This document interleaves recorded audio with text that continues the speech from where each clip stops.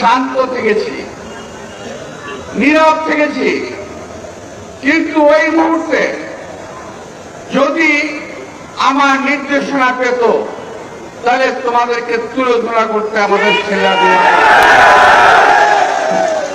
কিন্তু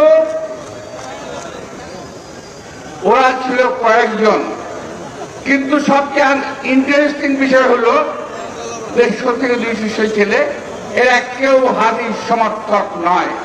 শান্ত থেকেছি, নীরব থেকেছি, কিন্তু ওই মুহূর্তে যদি আমার নির্দেশনা পেত তাহলে তোমাদেরকে তুলে ধরা করতে আমাদের ছেলেরা দেওয়া। কিন্তু